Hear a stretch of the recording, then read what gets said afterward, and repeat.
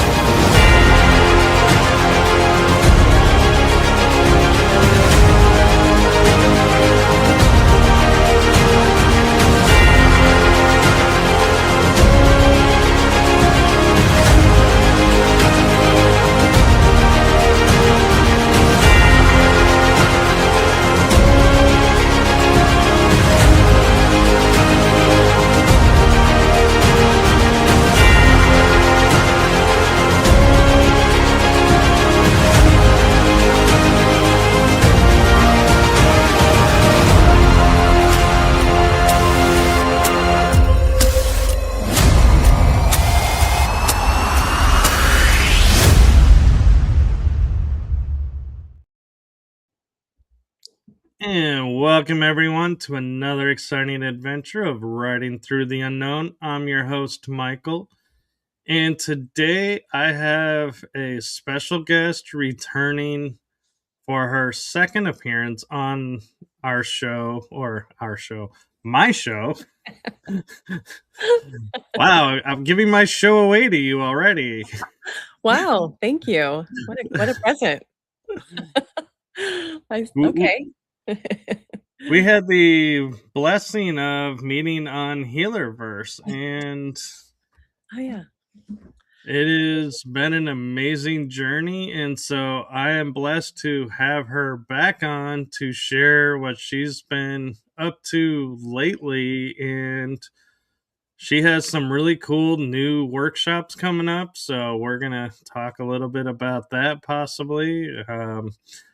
I leave it up to her. And so before I start unveiling everything, I am going to turn it over to my guest to share with you what she's been up to. So I give you the one, the only spiritually awakened extraordinaire, Ragan Thomson. Wow, Michael, what a really kind introduction. Thank you so much. Really appreciate that. Yeah, so it's so good to be here with you again and with everyone. That's a big question. Wow, it's been an incredible time to be on this planet, I'm here to serve, locally and globally. I work on both scales and levels. I choose to really just be as much surrendered to spirit as I possibly can, really to where I'm being guided to work. And really in the last many months now, it's been really more about serving within the realm of being a soul facilitator, basically a soul emergence teacher, which means really guiding folks back to their divine true essence of their soul, connecting into their divinity, to the truth of who we really are, who I am, who you are, as a soul, as a spark of creation, as a divine emanation of the one, of spirit. And so, not to disregard the humanness, but to realize our divinely human nature. So, that's been the predominant mission. That's showing up in all kinds of ways. Yes, and speaking engagements, workshops, things like that, retreats. Also, in the development of a school, a spiritual school that's going to be an online platform. It's called a soul school. So basically, what I'm being told, it's to help souls kind of immediately awaken to that truth and then go on the journey of life in a school so that they can be held and supported. Everything from point of conception work, how'd that look for you? Was it conscious? Was it not? Really diving into when the soul comes in, to the birth process, all the way through the trajectory of the soul's evolution, to the death and dying process, the transition process, and beyond after that as well. So really diving into everything, right? Just the awakening of the divine self into the world, From there, right, there's all this cool stuff that can start to happen, which is we start to remember, we remember who we really are. So we remember also the things that we enjoy. Our core values come online. We start to go, wow, I really feel like my mission and my purpose is starting to unfold, and I'm not saying that someone couldn't have had a mission and purpose before they were awake, but sometimes it may not have been bringing them as much joy. So, what innately happens when we wake up as a soul in a body is we become in connection to joy, innate peace, innate love. Our soul is made of that. So, the only thing that I feel that we're kind of having a challenge with at times on our planet with humans or with the different systems that are at play is this has been forgotten. There's been an amnesia that's when, folks come into this world with, and they may not have had the blessing or the opportunity or even the karma and r- available to them at this in this lifetime to start to do the healing work to clear those cobwebs. So I just happen to be in a lifetime of all the lifetimes where again my soul came here to wake up and continue to deepen in that process and then to now also facilitate that process for others as well as help their souls to awaken, remember, and then hopefully move into service. So that's the other piece of the journey, which is that which I'm here to help folks line up with their soul's mission and purpose so they can go out and serve in the way that brings them joy. That's Yeah. amazing. And I'm in awe because I'm sitting here listening to all of this and going, I barely have time to do my paranormal stuff and podcast and research. And I'm like, that's three things. And you're like over there with like a dozen. And I'm like, am I like slow? No, I know I'm not slow. It's we're all on our own journeys, but Yeah. it's like I'm in awe because it's like there's only so much time in a day, and yet you're accomplishing all of this. So, congratulations on that and for the unfolding. And wow, I just am like so impressed and like, how are you functioning? Because it seems like you would be getting very little sleep doing all of this. But thank you for that question. And it's just like anyone on this call getting experience this podcast together. I've been on my own unique journey of evolution and I think one of the beautiful benefits, like we were talking about, the soul's journey and the awakening of the soul is that we tap into this unlimited potential and power. And there is a lot of energy there. There's a lot of vital energy. There is I do sleep. I love to sleep. I think sleep is really wonderful.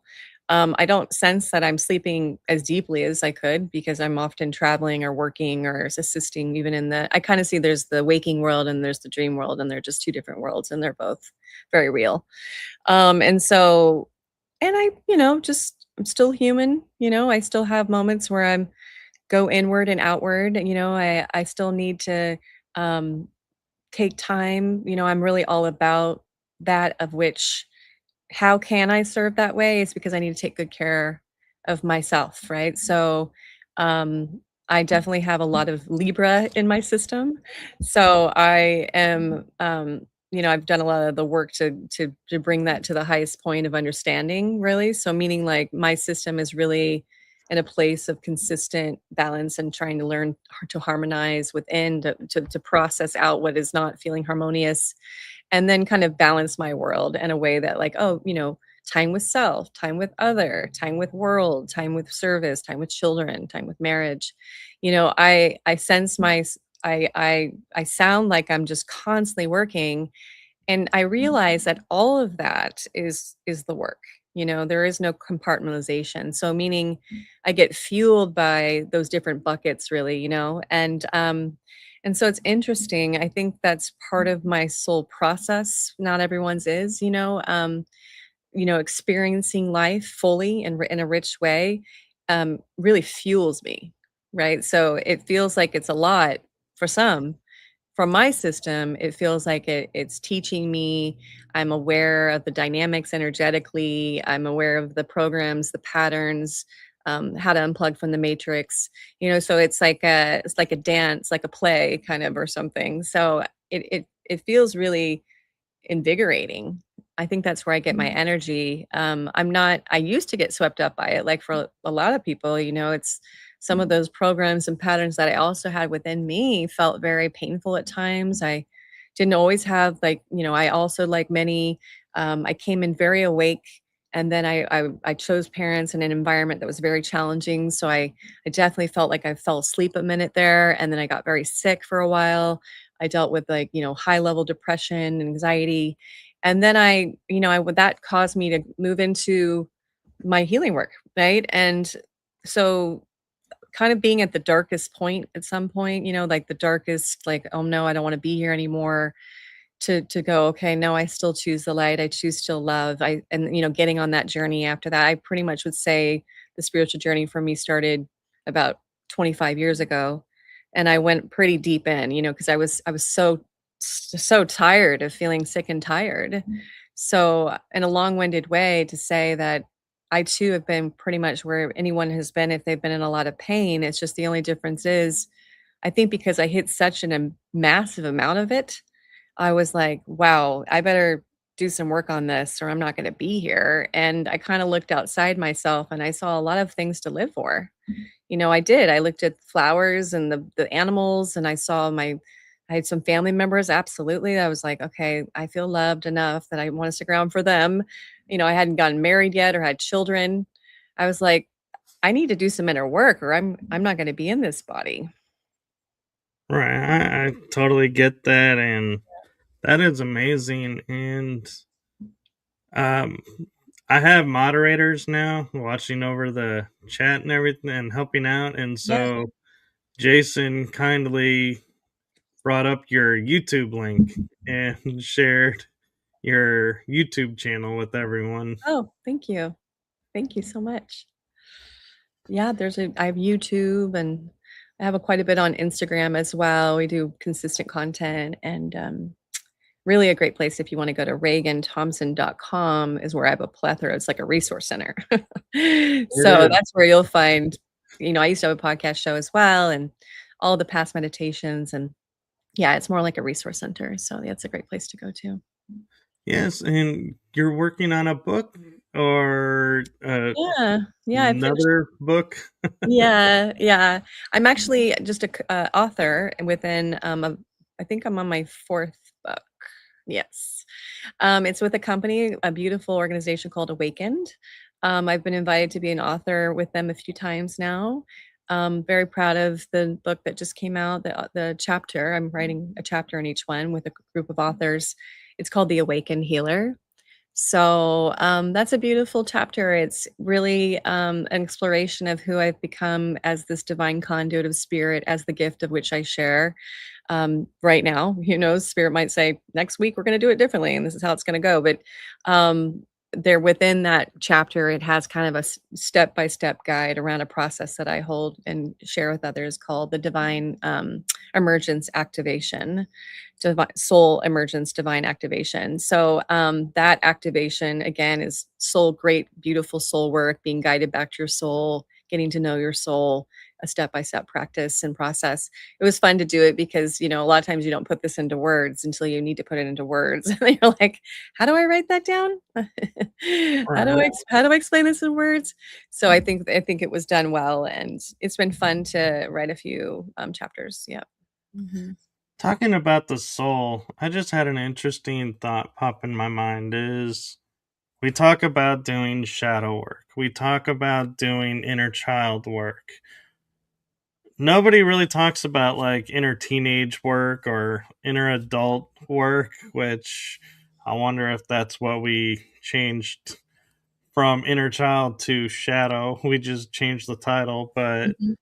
that aside, I wonder when you talk about doing soul work, are all of these in essence the soul work? And we just are car- what's the word? You said it earlier. Compart Compartmentalized. compartmentalizing. Yeah, it's a big word to Yeah. share. It is, it's a bit of a tongue twister. Mhm. But is those the same? We're working on the same thing, or are we working on different things and the soul is different? Thanks for asking that question. Well, it is really all soul work, honestly. It's all those are all basically. It's good that we're chatting about this because I was just doing a meditation for folks this morning. It was called the Great Reclamation, and that really, again, things always happen in divine timing. So spirit was like, let's talk about, that basically work, all of that work is reclaiming ourself back home, right? Like bringing ourself home. So the ultimate great reclamation is bringing your all parts of yourself, your child parts, the shadow work, any part of yourself that has felt not welcome, not loved, not attended to, still kind of outside of us, not really home, right? Not like dissolved into your heart, into your soul, like this.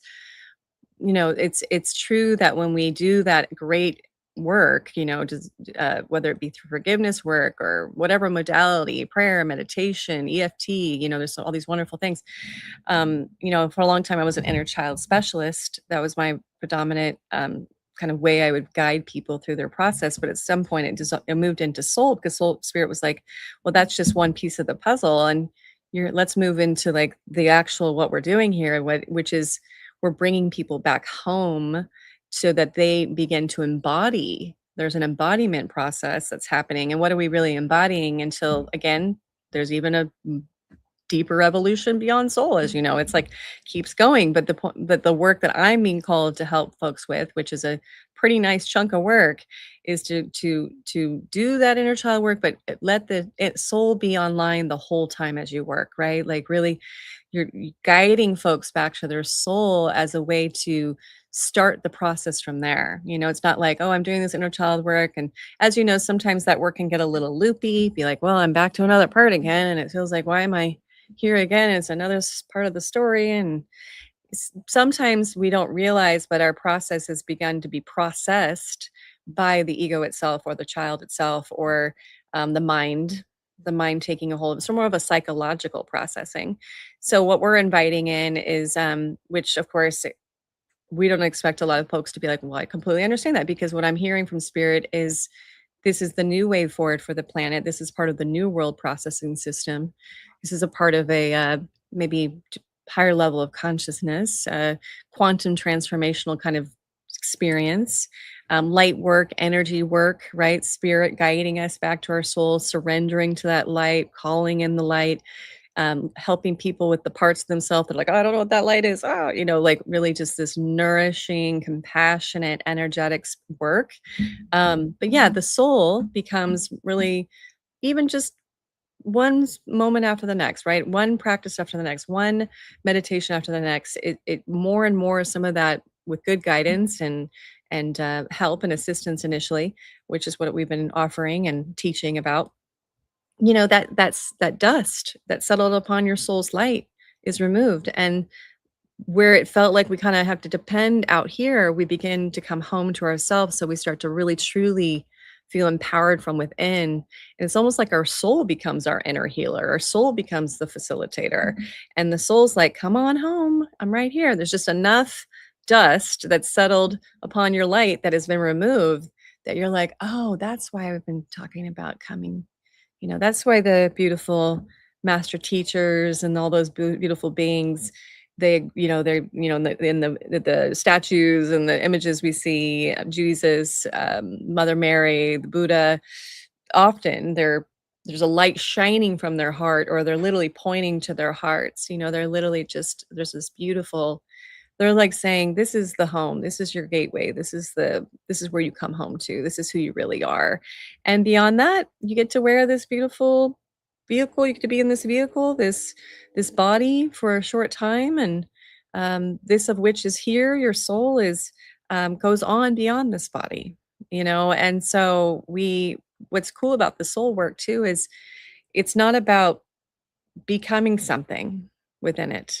It's about kind of letting go of everything that you're not.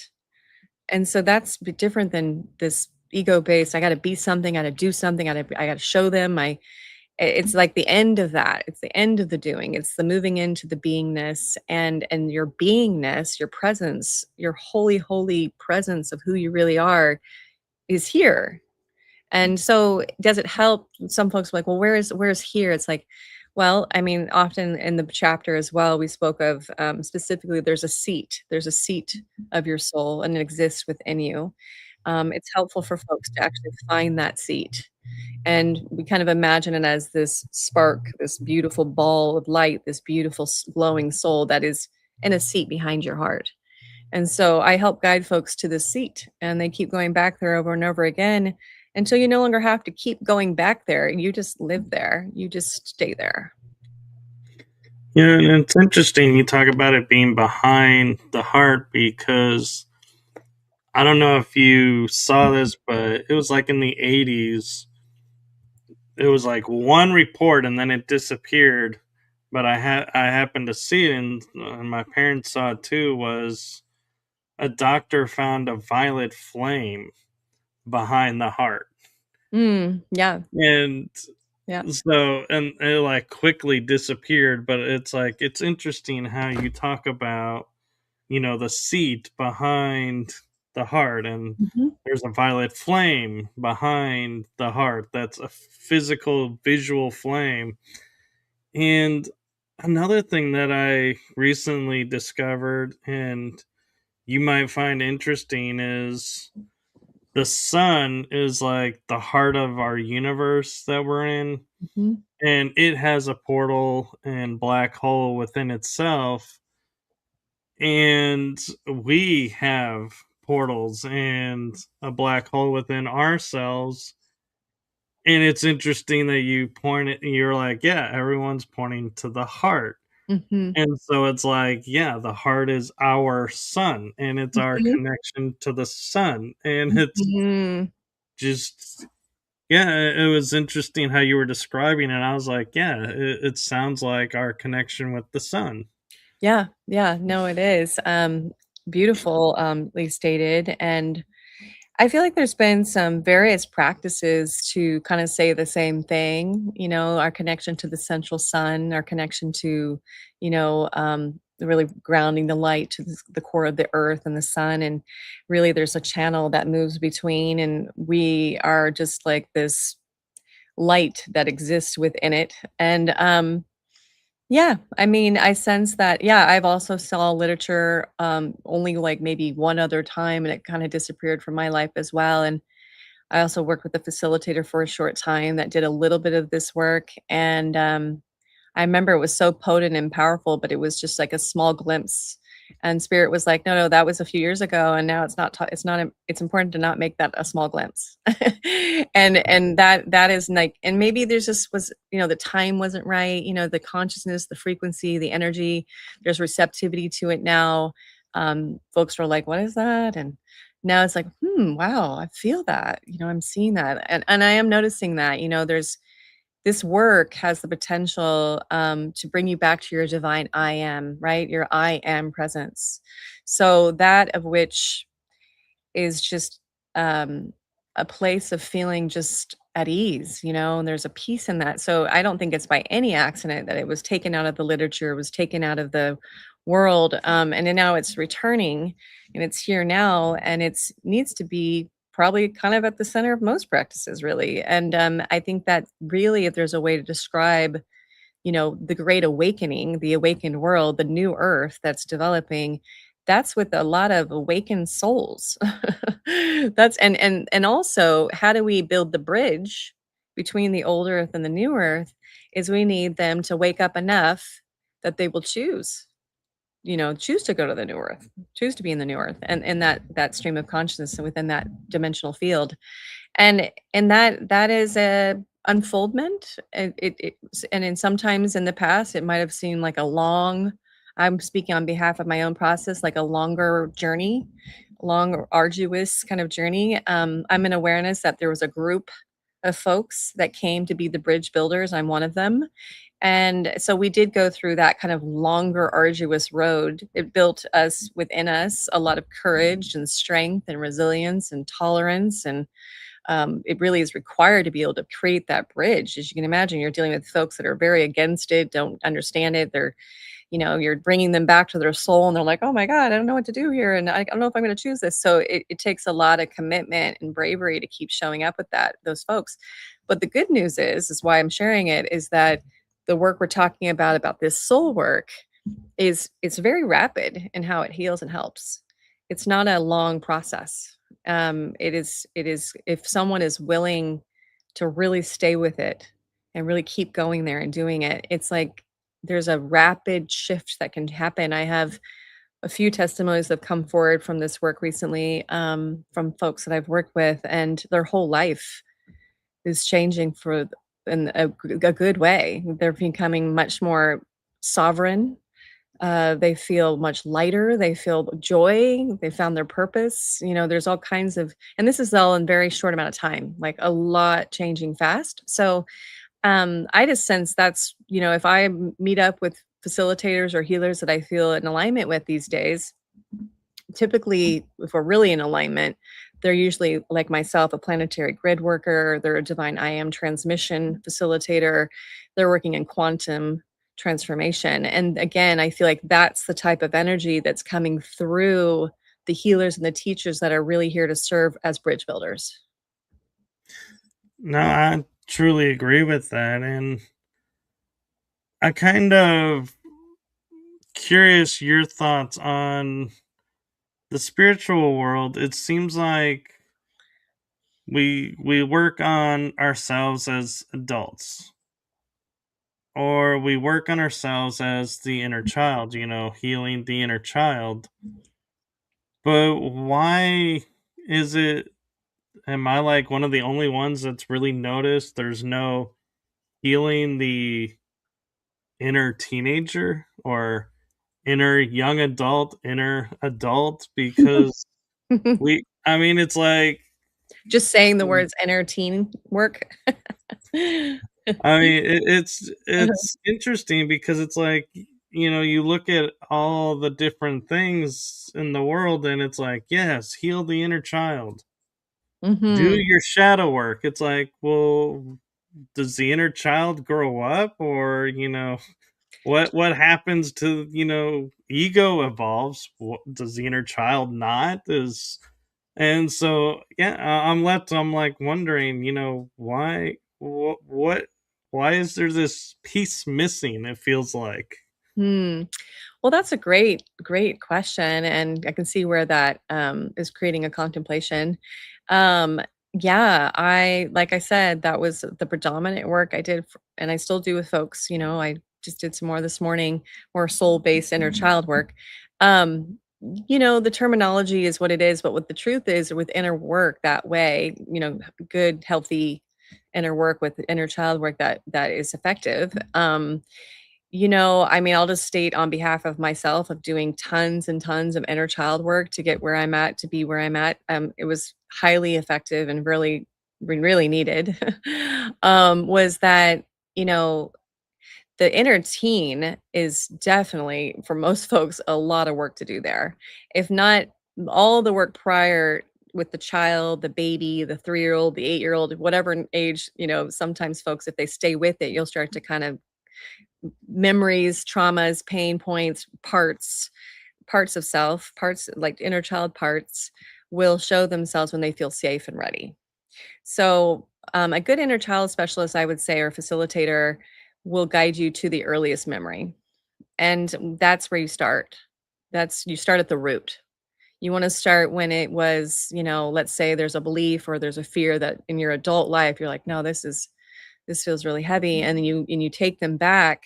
Most likely you're going to find a root when that first began, so you want to start there. And often that isn't just as a teen, it grows and develops over time into the teen years. So the child work is what it is. It's a lot of this can even happen, like I was saying, with the soul school, right? Point of conception. What was your mom saying in utero? How did that go? Was it a conscious conception, or was it like an accident? There's so much that already happens before you become a teen or a young child, it's like a lot is already unfolding. The ego's in its full formation by age 7 usually. So already you're dealing with this voice. As for teens, I have teenagers. I actually have 4. I have 4 teenagers right now, and, I this a lot of their unresolved wounding, pain, karma, um, it starts to become, like, not just felt, but they start to show you, like, where those patterns exist, and if they have conscious parenting, hopefully they'll still stay awake through it, and then other than if they don't, it's like, ugh, maybe we go into concave, store the energy, go into whatever drugs, alcohol, try to figure out how to deal with the pain in an unhealthy way, right? And so then that can lead to the child, the teen going to sleep, losing consciousness, right? And so a lot of the teen time tends to be when a lot of souls, beings tend to go to sleep. They may come in awake, but then they go back to sleep again in their teen years. And then they wake up again with the inner child work, right? And or maybe like me, I didn't actually have a facilitator to deal with the amount of pain I was in until I was in my mid 20s. So I had like a good chunk of time where I was like, it was early 20s maybe when I first kind of dove into a deeper expression of the work, but like really diving deep mid to later 20s. And I just was I had a lot of work to do. That was like a backlog. So, yeah, I hope to say just that it's called inner child work, but it definitely now even then can evolve past child and teen, right? Like then if you eventually do your work, it's like a inner adult, inner young adult. And you're working with your inner young adult and it's like, oh, my adult self, my present self, like it keeps moving and then eventually what I've noticed is that you still will always have your inner child, and you want to have your inner child, that's a part of your soul's makeup. That is a healed child, that is a joyous child. It is the child that we don't want to lose. It's the one with the wonder and the imagination and the creativity and the play. A healed, joyous child exists with the inner child work. And I kind of feel like as the inner child heals, our abilities, if you want to call them abilities or gifts or whatever term you want to use, I feel like are either enhanced or maybe go dormant because they were designed to bring about that change, that healing. And so it's like, I feel like there's a connection there. And yeah, as we're becoming more aware of more things in our world that are unseen all around us that have been here all the time. It's like, well, who sees them first? Well, the children do. Mhm. Yeah. And so as Yeah. we as adults, it's almost like the Peter Pan effect Mhm. where, I was just thinking about this with the movie Hook, where they showed Peter Pan grew up and he lost the ability to see the magic in the world, Mhm. and they're all having to reteach him, and it's like he's failing miserably at it until they sit down to eat, and he's like, what do you mean there's food? And then all of a sudden this food fight arrives and Mhm. they're like, you can see, you're Mhm. back, you Mm, you yeah, can. And yeah. it's like, yeah, and it's like I kind of like was like, to me the Mhm. feeling of we're we look at ourselves as awakening and evolving, but I feel like it's quite the opposite, is we're awakening but we're not evolving, we're becoming. Mhm, It's like exactly. we're remembering. Mhm. Yeah, that's a lot there. Well, I mean, a couple things based on your share. One, you know, a lot of the soul gifts, I would call them, more of these higher abilities or soul gifts or um yeah, our energy centers being open to be able to like hold and share are these beautiful gifts that we have come in with. And a lot of people have these gifts, but they've become dormant. There's a lot of reasons for that. One could be in a past life, they were misused. So they kind of shut them down themselves because they're like, well, I didn't use that in a very healthy way. I don't want to do that again. So that's a healing process that needs to unfold to trust in oneself and one's power.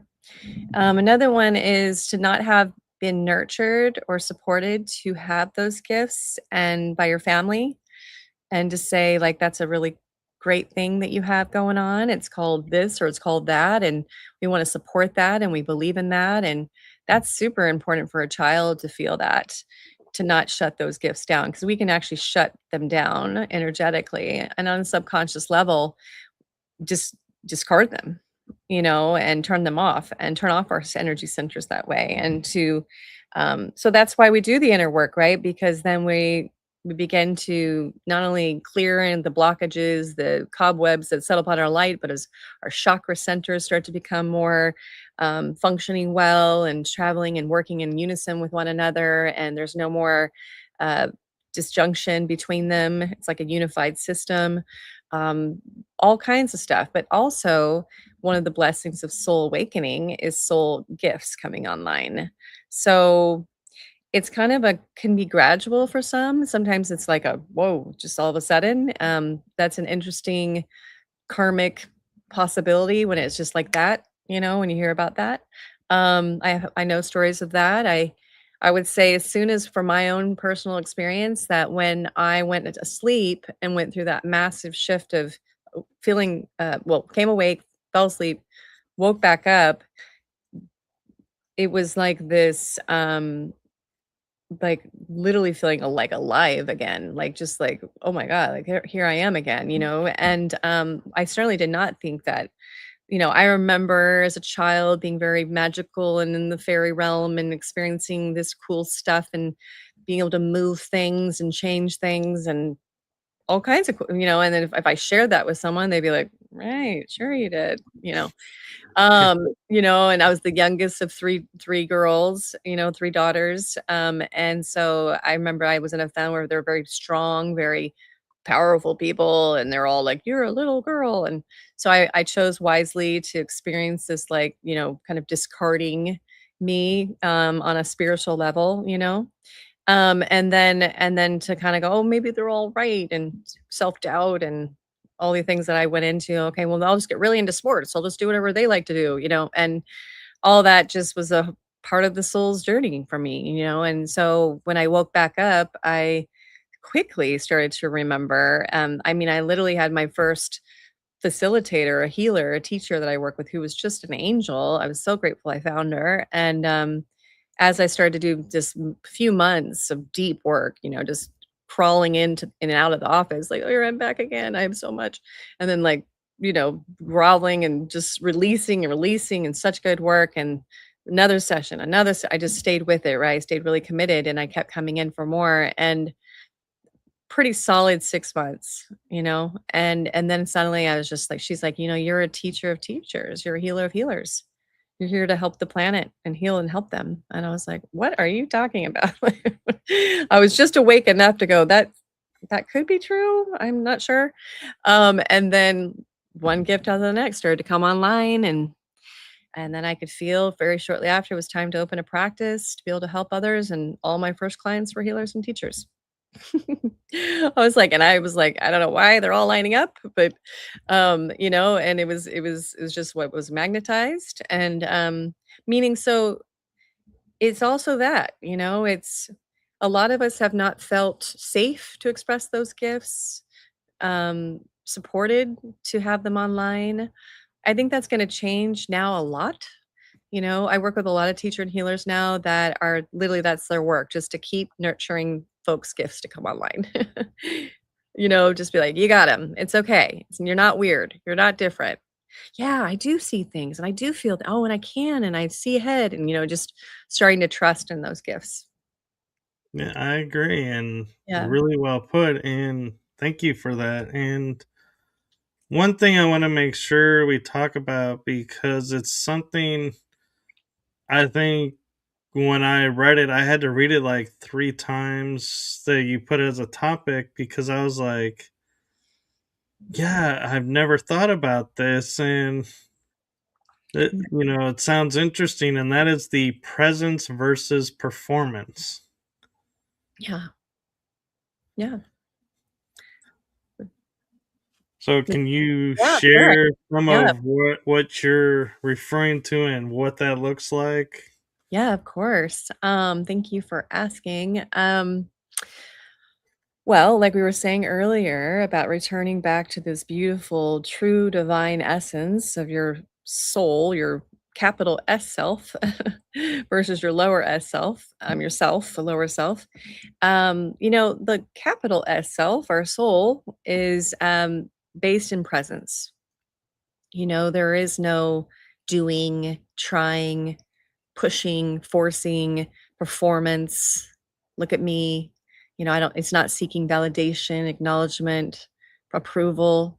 That when you really truly come home to your truth, there exists just presence and spaciousness and peace, because there's none of that exists anymore. The lower S self, which would be more like our identity self, the egoic self, um, really any kind of really mostly the egoic self, m gets us kinda wrapped up in what's called performance. A lot of the path, as far as I understand, and I'm hearing from spirit, and this is kinda something I teach, it's not the path of becoming, it's the path of unbecoming. It's about sloughing off all that you're not, so you can just be like this spacious container of like light and love, and spirit can guide you and you can be used accordingly. And you can say, hey, this is my mission, this is my purpose. Spirit's like, great, well, I've got this wonderful assignment for you. You're like, great. And then there's like joy in that, and creativity in that, and abundance and prosperity in that. There's no performance in that path that we described. That was a surrendered state to spirit of presence. The other one, where the ego gets involved, is like, okay, mom and dad said you need to do this, and the world thinks you should do this, so I better do this, and you should do this. And if you don't do this, they're not going to like you, and you won't be loved, and you're going to be ostracized. You're like, what? And then suddenly we're listening to this voice and we're performing. We're like, okay, well, I'm in this job, but I don't really like my job. And I'm a doctor. So people say I'm a really good person and I'm making money. But when I go home, I feel really tired and I don't feel excited about it. And I don't like this job. But I'm performing. I'm doing the thing that I'm supposed to be doing because people say that's a good job. And then my mom and dad said I should be a doctor. So I'm a doctor. And then now I'm a doctor and I really don't like it. And I know it's good for the world, but when I really check in with myself, I'm actually very creative. I'm an artist and I love to do healing work with people. Example, right? So we need doctors, of course. There's folks that are lined up in their soul process to be doctors.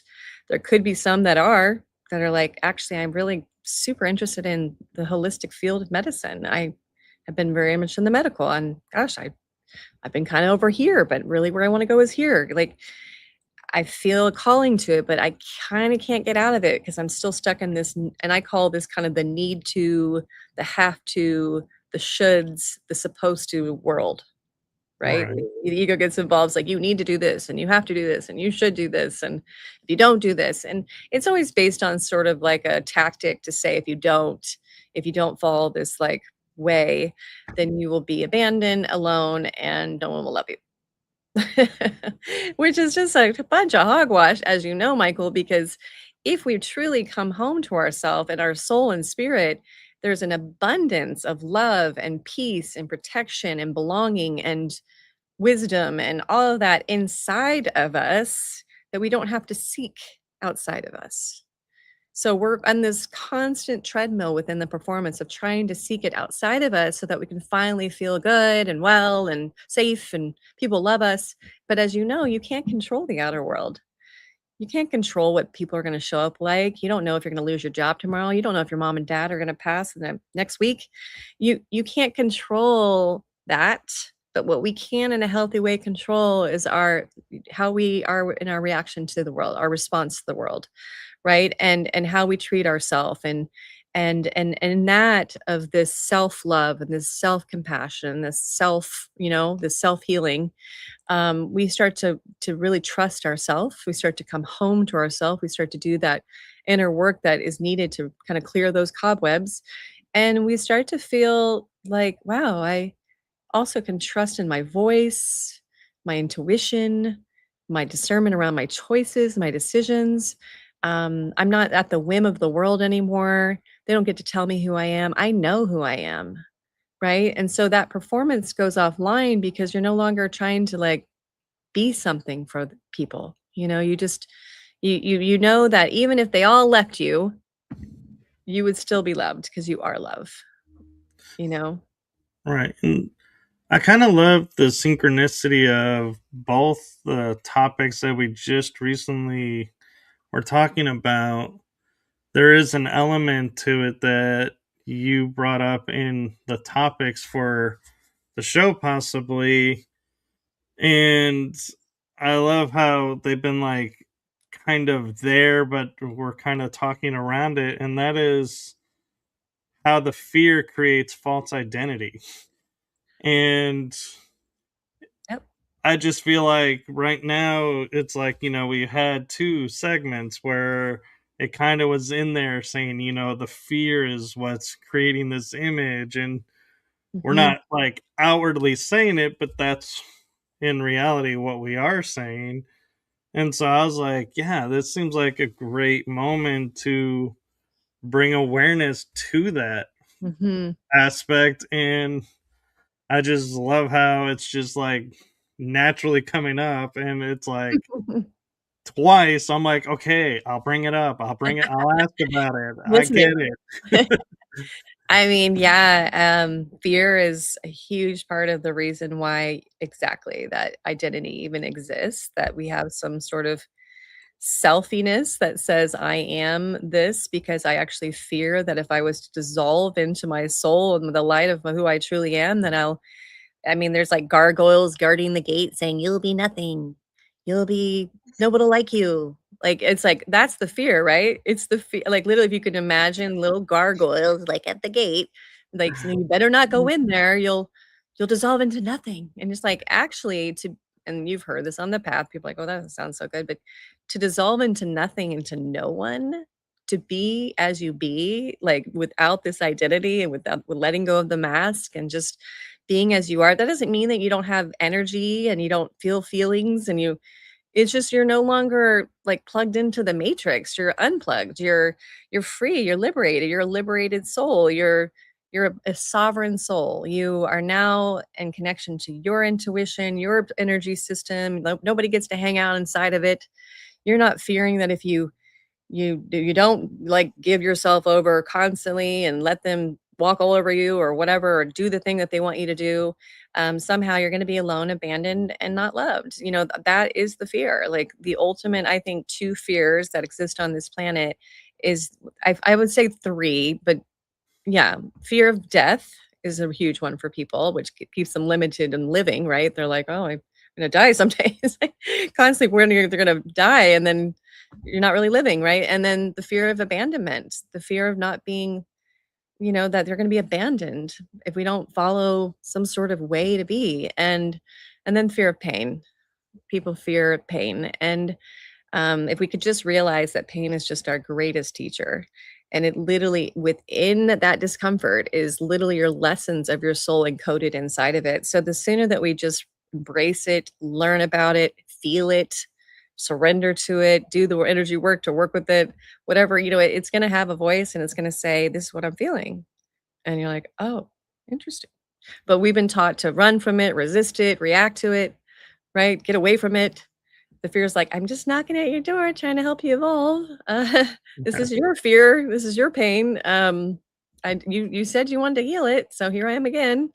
It's like, "Oh God, where's this fear coming from?" It's like it's the fear that you believe in, and as soon as you go, "Oh wow, gosh, is this even real?" oh, this is an illusion because it's masked inside of this projection of what has happened before that's happening now and will happen again. And the whole thing is just a trap of the ego itself to try to get you to stay small and safe and in your bubble and never to expand. The truth is it just is trying to keep its job. As soon as you dissolve and say, you know what? No, I'm sorry, ego. Not sorry. Not buying into any of that anymore. I'm ready to expand. I'm ready to evolve. I'm not going to be limiting of myself anymore. I'm a divine light being. Have potential and power that is so great that I can literally expand my consciousness and awareness beyond my body to my friends, my family, the state, the country, the world, and send love.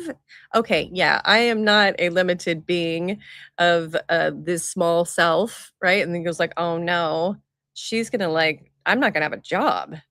I got to find a way to scare her. I got to find a way to make her think that she's this limited little self.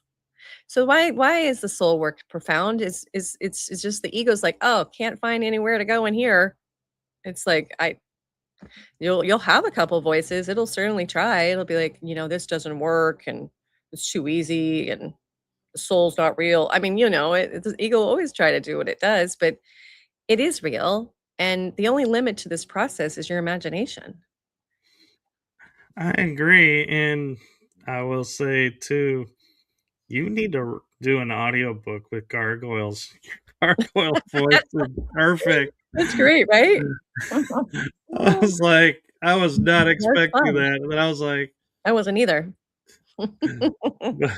Thank you. So You never know what spirit's gonna throw out, as this is just really just a listening process to as a transmission when I speak to people. Yeah, I don't know what's gonna come out, but yeah, I have seen those gargoyles, before. It's not like I'm just making it up. I can feel, I can literally see them like as a vision of like they're literally like these little monsters are like around the gate and they're just like, you can't come in here. It's scary. And you're like, oh, you mean where like I find complete liberation, peace, and joy? Yeah, this isn't good. You're like, okay, bye bye, gargoyles, opening the door, So a lot of the guided work I do is to literally go into the chamber of the soul, open the door, go inside, and realize it's completely safe there. It's beyond safe. It's like ecstatic bliss. yeah. So it's just a big illusion that we've been like, the gargoyles are selling us this illusion that it's scary and it's you don't want to go there. And it's like that's where you find your freedom. And what's interesting is you were like talking about the gargoyles being like the guardians of the gate and, keeping you from passing through. I had a flash of the never ending story with the two Sphinx at the end where they're like, yeah, if you doubt yourself, they won't let you pass, and nobody knows what's on the other side because nobody's made it past the first gate to get to the other two gates. And That's symbolic. I'm like, yeah, and Uh, I'm like, I'm finding it as my awareness goes, more attuned. I go back and I look at things that I watched as a kid, and I'm like, whoa, how did I not see this when I first watched this? And it's like there's little things and Oh, yeah, like everything, and it's like, it's true. and I start to wonder a little bit of, as we talk about being programmed, society programs us to do this, or somebody's programmed us to do this. Mhm. And as we're awakening and I'm seeing all these little nuances, I'm like, was this programming me along the way? And I just never knew it. For sure. Yeah, a lot of that is exactly what's going on in The Matrix, of course. As you know, that's not a document or that's not a movie, that's a documentary. Um, yeah, absolutely. I mean, the powers that be, there's both the light and the dark. There is that polarity that exists here, and there's those folks that just haven't done their work internally. There's both on the 3D dimensional plane of the physical beings, as well as the beings that are in the invisible plane that are like, this is not good for business. We need them to stay asleep. It helps with. just basically just reinstating that whatever they think and believe is real. That's we have to stand by it, you know? It's Right. you know, greed is real, fear is real, illusion is real, pain is real, it's forever, you know, you can't ever get out of it. Like it those programs, you know, they are programs and they will infiltrate through media, through social media, through movies, through radio shows, through magazines you pick up, conversations you hear in a grocery store. It's kind of like whatever you're experiencing within yourself, if there is any fear, for instance, we are programmed in this realm to experience that of which we fear as a way to put a program in place and say that is real. You know, so we're like, how does this, when you tell me this fear isn't real, but it just happened and I was fearing it and it happens, like, exactly what's within is without. So that's why as we clear our system, we don't start to manifest our fears anymore. We don't start to create these illusory energies that make it look really real. So it's challenging work. I understand. I mean, I used to have tons of fear. I when I speak on behalf of a system that's gone through all of it too, and that I know what it's like to be in a lot of fear and to be like, "Oh my god, is this ever gonna end?" And just to stay with it, right? Keep doing the inner work, just like, "Oh, that's another illusion," and then updating my system, right? From love and compassion and forgiveness and inner child, soul work, right? Now, I mean, if I had known about this soul work or it was ready to do the soul work that I'm doing with folks 20 years ago, I'd probably be fully evolved out of this body. I wouldn't need to be here anymore, because it's that rapid. But yeah, I went on the more circuitous, longer circuitous, arduous path of healing each one of those layers and programs and patterns. There really is that work still to do here for folks. It's just what we're saying is there's a whole lot more of light and divine love and light coming in. The glass ceiling upon our planet has broken. So now we have lots of that coming in. You've got so much more divine support. The ascended beings, angels are all just wrapped around this planet and be like, we got your back. So we're never alone. So yeah, I mean, fear is a program and we can either buy into it. And if you ever have, join the club. And what's really awesome and beneficial is forgiveness. Really forgive yourself for that because we've been a part of a planet where that has been the way things have been. You know, it's, "Oh gosh, I can't believe I ever if it's an illusion, I'm how stupid was I?" It's like, "No, like, hey now, like, how about some compassion and forgiveness for that is what it has been." So can you Right. forgive yourself and just say, "Yeah, I forgive this fear. I forgive myself for ever buying into this illusion of fear that I wasn't good enough or I'm not worthy." Like, that's powerful. That's some powerful work, that really beautiful, potent forgiveness work. Some folks will be like, "Well, I don't know if I can do that." It's like, well, then find something called the Ho'oponopono prayer. That's a beautiful forgiveness practice. You can find it in a video. You can find I think I did one on a video myself. There's a lot of different people out there doing Ho'oponopono work, just like as a daily, just Ho'opono practice. It's an ancient Hawaiian prayer. It's super helpful. So yeah, I just sense a lot of people are like, when they hear this, they're like, oh, well, if it's just an illusion, then why did I, you know, I maybe should never believe that. It's like, that's us being hard on ourselves. You know, why I'm calling forth for our planet, yeah, this really loving, compassionate, empathetic understanding and forgiveness for all the time that we didn't know this, didn't know how to process this, you know, we've been really hard on ourselves, you know, across the world.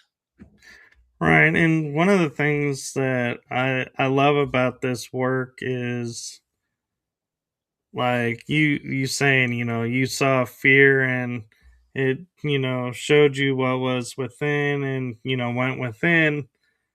And me, when I see something that like presents itself in front of me as a fear, I'm like, ooh, now's my chance to put it down and move beyond it and Mhm. not and step forward from it and be like face it. And Yeah, it's like, yeah.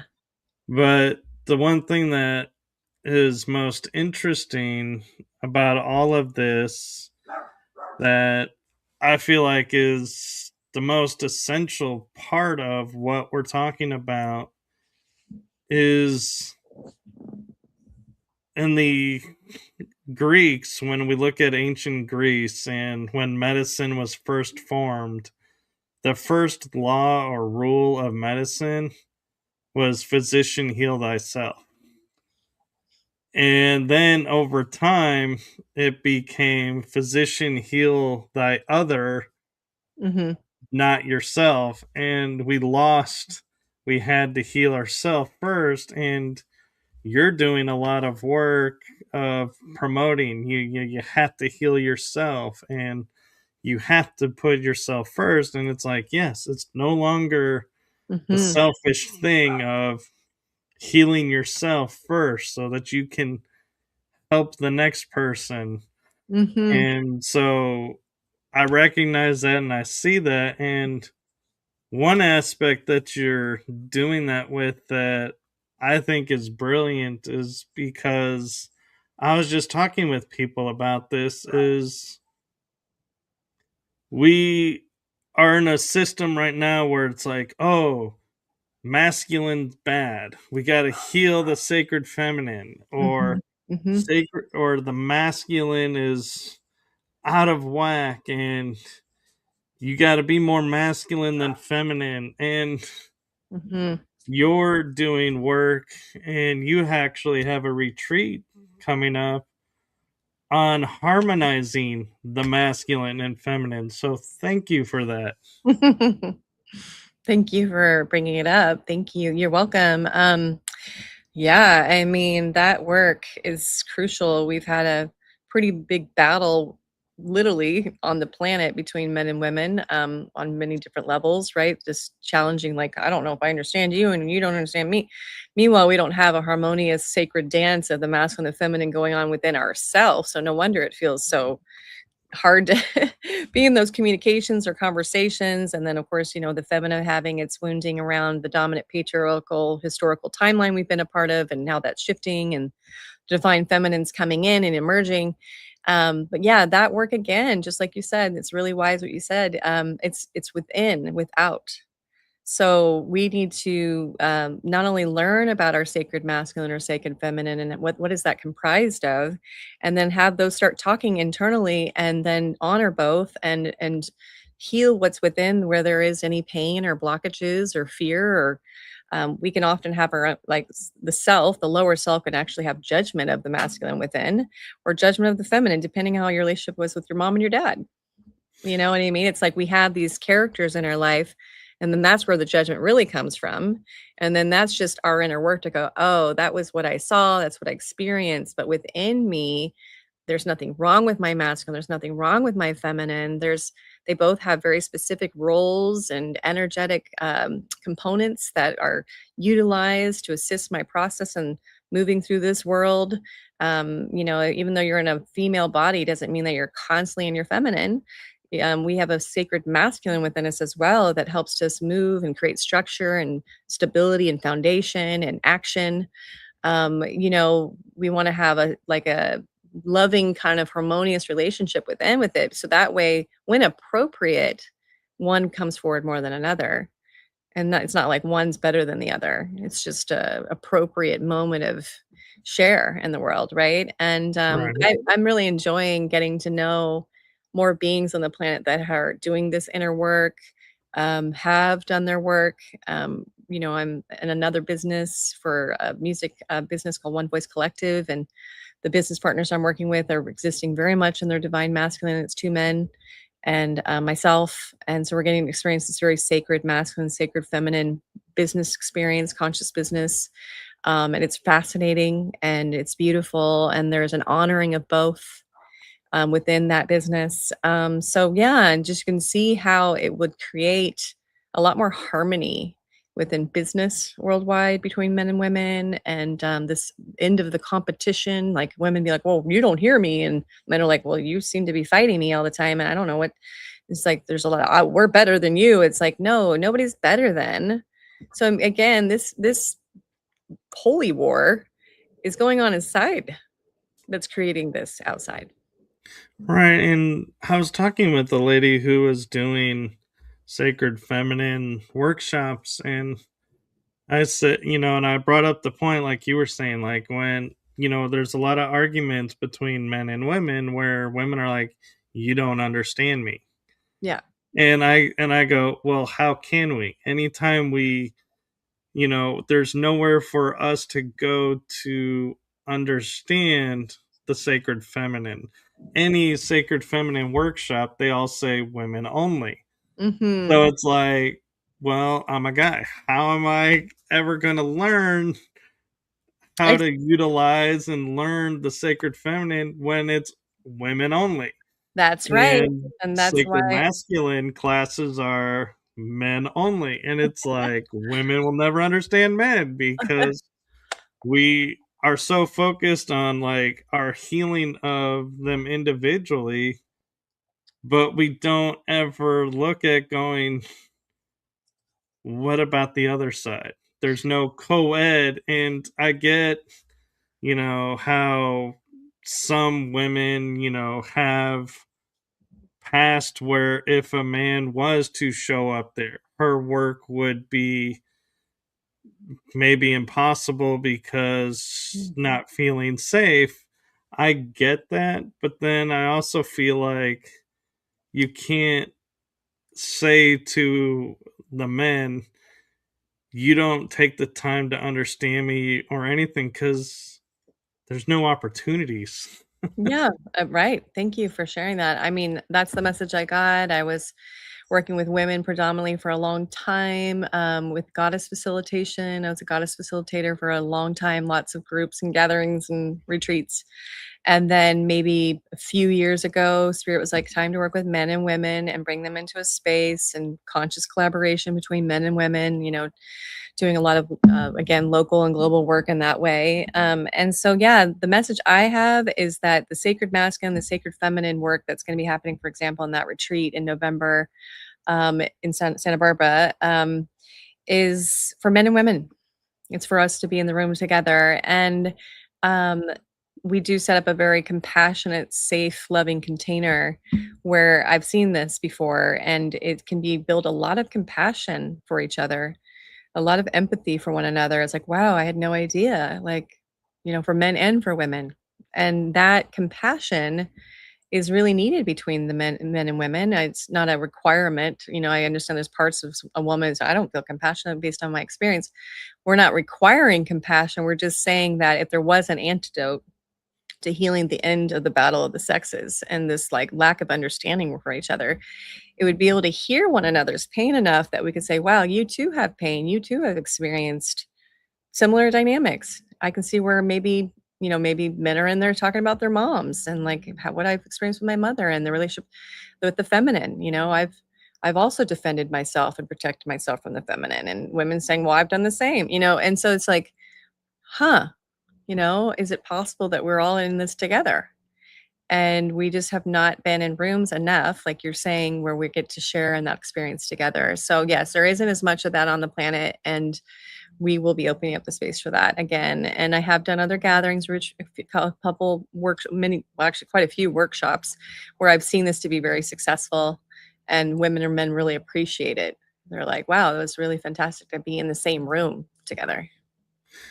Yeah, and one thing I'm looking at the list here too because I want to make sure we cover all the big points that Hmm. we were talking about that are unique. And somehow I don't know how we didn't get to this sooner when we were talking about the soul, but you wrote down the to me a topic of the difference between personality and soul. Hmm. Yeah. Well, it's kind of where we were before, the beautiful soul work, right? Which is really the loving integration of the personality into the soul. It's not about getting rid of the personality and getting rid of it. The personality is basically comprised of all the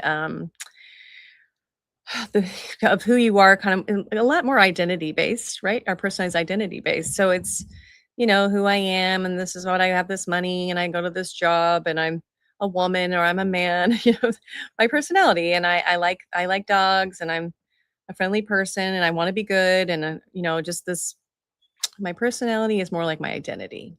How do I see myself in the world? How do other people see me in the world? That's my concern. Like, I'm looking at myself all the time and saying, this is who I am. But it's not based in truth, typically. It's based in more of like, again, these masks that we wear to feel safe, to feel empowered, to feel comfortable, to feel part in the world. And so that's our personality. Our personality tends to, be in that realm of performance again, and um, yeah, trying to fit in, trying to feel like it belongs, trying to feel like it feels safe and lovable. So it kind of will do whatever it needs to do to get that, and that might not be existing within your truth. It's existing in whatever you have to do to kind of maintain your safety and to feel in control and loved. And that doesn't come from a whole centered, grounded space where your soul exists, right?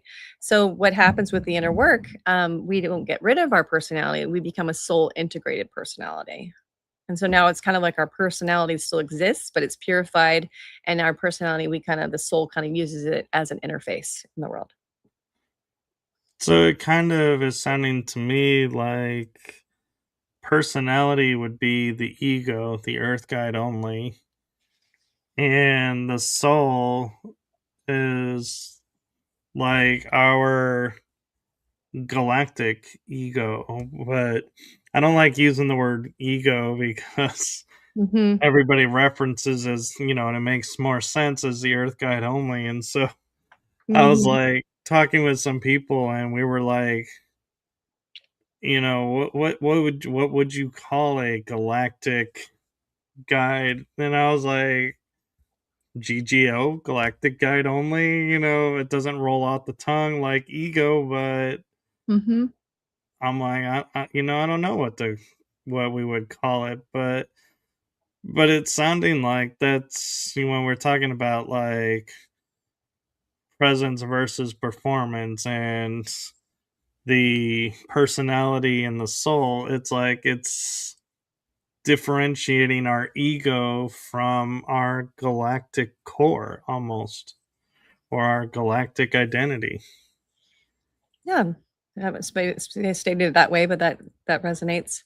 Yeah, I mean, the way I see it is, our soul is just this beautiful, luminous spark of creation. We're like it's a spark of divinity, and I almost imagine it like, I especially see it when I work with transition, with someone when they're transitioning. It's like that final breath, that wind, that light, that energy that comes from the body. It's like this gust of force of energy that's beyond the body. It's like literally a spark of creation, and it travels from there. It's a real amazing thing. So when I help people connect with their soul, I remind them that their soul is a fractal of oneness, of the frequency of oneness. We are a fractal of this divine tapestry that is being interwoven by other souls all here together in this frequency of oneness. And every soul matters, every soul's unique divine expression matters. No soul is the same, and we're all a part of the one. So we're just like this beautiful expression of creation, of God, goddess, universe moving through at the soul. It's a beautiful kind of representation of spirit in some way, but we're all here kind of with our own unique makeup, right? Because we've all had our blueprint, our soul blueprint has gone on for however long, some of us thousands and thousands of years of lives. So our blueprint is very specific and it's been designed over the course of time. So that's at least how I find folks are like, oh wow, yeah. It's like, and it really is beyond the mind. Like the mind's not gonna be able to comprehend what we're talking about. So if anyone here is trying to figure this out through their minds, it's not gonna really work so well because almost words don't even really give it what we need. We're doing our best with words, but what it's really about dropping in a receptive, intuitive state of awareness, of dropping into that space and feeling it and going there and practicing it and living in it. And like, oh, this feels amazing. There's a differentiation between being here and being out here in our mind. It's not peaceful there. Here, dropping in, and then how can we do that? How can we drop in, live in there, live in our soul's light, be our soul's light with our eyes open? and stay there and, like, be present, right? And that's just that beautiful inner work, right? It Mm, is. yeah. And talking about time, I just realized we're at an hour and 16 minutes, and Yep. Yep. I know you have a lot of things to do, and so I don't know if you have time to go a little bit longer or if you have to go. So I Thank want to you. respect your time and your schedule and realizing, oh, I totally did not even see we went over the hour. It's alright. I probably could wrap it up just in a couple minutes. That would be great. Yeah, I'm moving on to the Okay. next piece of the day here. Thank you. Yeah. Yeah, so why don't we wrap it up with you Yeah. sharing what you have coming up and anything that you want to promote out? Oh, thank you so much, Michael. Yeah, so let's see. I do have a lot going on, but I would say the best way to continue on this journey, what we just spoke about, every month I do have a class that I do online, which is great because anybody can join it. It's called Spiritual Awakening. It's a pretty deep dive. We go internally. So, another way to find that class and anything else that's happening, as well as the retreat we spoke of, that's coming up in November. That's November 7th in Santa Barbara. In Santa Barbara at the Unity Spiritual Community Center. And also, it's being professionally live streamed. So they do a pretty amazing job with that. It's multiple cameras and really great audio. So it's well done. That's available.